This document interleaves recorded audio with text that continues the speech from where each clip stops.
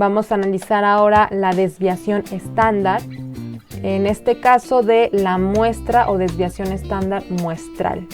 La vamos a representar con la letra S. Para este tipo de desviación estándar, pues imagina que tú tienes una población de 100 datos en la cual estás subdividiendo estos 100 datos en subgrupos de 25. A estos subgrupos pues se les van a dar el nombre de muestras, muestra 1, muestra 2, muestra 3, muestra 4. Esos subconjuntos son las muestras. Y cuando tú estás determinando la desviación estándar de cada uno de estos, pues va a ser la desviación estándar de cada muestra, ¿sí? En este ejemplo, pues son 25 datos de cada muestra. Cada uno va a presentar una desviación estándar distinta o a lo mejor pues que no varíe a comparación de que si la sacaras completa, ¿no? ¿Sí? Y la fórmula pues aquí va a cambiar un poco. Si te fijas, en vez de estar haciendo una diferencia entre el valor de tu dato menos el promedio poblacional, vas a estar considerando el promedio de la muestra, es decir, de cada subconjunto de 25 datos que vemos en este ejemplo. Y lo vas a estar dividiendo entre n-1. n-1, ¿por qué? Porque a esto, pues, tú le vas a estar llamando grados de libertad y la n va a representar la cantidad de subgrupos o de muestras que tú tienes en una población de datos. Aquí nosotros hemos dividido en 4 muestras, entonces serían 4 menos 1 es igual a 3 grados de libertad, debido a la cantidad bueno, ya no te está considerando el subconjunto o el grupo que tú estás analizando, ¿sí? Estás yéndote directamente a 1 sobre 3, sobre el resto, por eso sería n-1, 3 grados de libertad. Siempre que tú estés realizando desviación estándar de muestra, debes de aplicar esta fórmula, porque no es lo mismo, ¿sí?, a que tú estés determinando la desviación estándar poblacional. Puede llegar a variar, ¿sí? Entonces hay que tener mucho cuidado en esta parte de la fórmula de desviación de muestra y desviación estándar poblacional. Ahora, para que entiendas un poco más estos conceptos estadísticos que vas a estar utilizando de manera constante en clínica analítica, vamos a ver un ejemplo. Tenemos nosotros aquí una población de 12 datos. Dato 1, dato 2, dato 3, etc. Y cada uno va a tener una medición o un valor de concentración de etanol. Imagina que pues estamos tomando muestras de un, pues no sé, de un fermentador, ¿sí?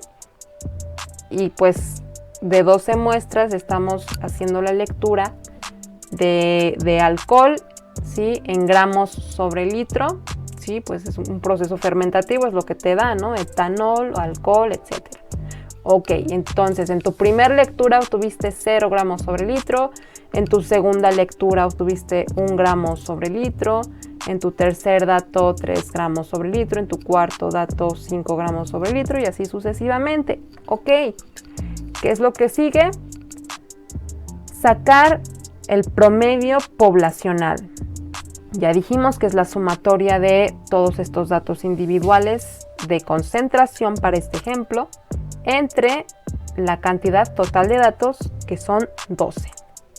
Enseguida estaríamos calculando la desviación estándar poblacional con esta fórmula, que para ello debes de obtener la desviación individual de cada dato al cuadrado, ¿sí? Y una vez que determines tú la desviación individual al cuadrado de cada uno de estos datos que los vemos en esta columna, podremos ya hacer la división entre 12, nuevamente es por la cantidad de datos totales, y sacarle la raíz cuadrada. Ok, con estos cálculos vemos que el promedio de la población es de 6.18 gramos sobre litro. La sumatoria de las desviaciones individuales de cada dato elevado al cuadrado, ¿sí?, nos dio 90.80, ¿ok?, Recuerda que esto se sacó tomando el dato individual menos el promedio poblacional al cuadrado, ¿sí? Y lo sumamos, sale 90.80. Al momento de dividirlo entre 12 y sacarle raíz cuadrada, nos dio la desviación estándar de 2.75 gramos sobre litro. Recuerda que la desviación estándar va a tener las unidades de tus datos recopilados, ¿de acuerdo? Siempre van a ser las unidades de tus datos recopilados. Posteriormente, ¿qué seguiría? Determinar la frecuencia relativa de cada uno de estos datos para poder graficar una campana de Gauss y ver pues qué tan precisos o qué tan alejados están del promedio poblacional, habíamos dicho, ¿no? Ok, entonces recuerda que para este caso no vas a estar repitiendo todos los datos, hay que ver cuáles son los que están presentes, ¿sí? Por ejemplo, 0, 1, 3, 5, 6, 7 y 8. Ok. El 0 pues se repitió una vez, el 1 se repite una vez, el 3 se repite una vez, el 5 se repite 2 veces, esta es la frecuencia absoluta, recuerda. El 6 se repite una vez, el 7 se repite una vez, el 8 se repite 5 veces, ok, ahí lo ponemos. Esa es la frecuencia absoluta de cada uno de los datos, la cantidad de veces que fueron repetitivos en la población, ¿sí? Esa es la frecuencia absoluta. Y la suma de la frecuencia absoluta pues nos da los 12 datos de la población. Ahora sigue el cálculo de la frecuencia relativa. La frecuencia relativa ya es el porcentaje que representa, ¿sí?, esa repetición de un dato en una población. Recuerda que dijimos, pues la frecuencia relativa va a ser la frecuencia absoluta entre el número total de datos de una población multiplicada por 100 para obtener el porcentaje. Ya si tú querías, pues podías dejarlo nada más en el coeficiente de FI sobre N, pero en este caso lo vamos a manejar como porcentaje. Y una vez que hayas obtenido tú estos datos, pues si te fijas, uno es, como son 12 datos, pues representa el 0, 8.33%, el 1, 8.33%, el 5 como se repite 2 veces, pues refleja una presencia del 16.67% en esa población de datos, y como el 8 gramos sobre litro fueron el dato más consecutivo, es decir, se repitió 5 veces, pues representa un 41.67% de presencia en la población total de mis datos. Muy bien, entonces, continuando ahora con la campana de Gauss, vamos a graficar frecuencia relativa versus la concentración de etanol, que es en gramos sobre litro. Muy bien, entonces aquí está en el eje de las Y, frecuencia relativa, en el eje de las X, los datos individuales. Perfecto. Y bueno, como podrás ver, pues aquí la campana de Gauss está un tanto desviada hacia la izquierda del promedio, por lo que se dice que tiene un sesgo negativo. Si estuviera hacia el lado derecho tendría un sesgo positivo.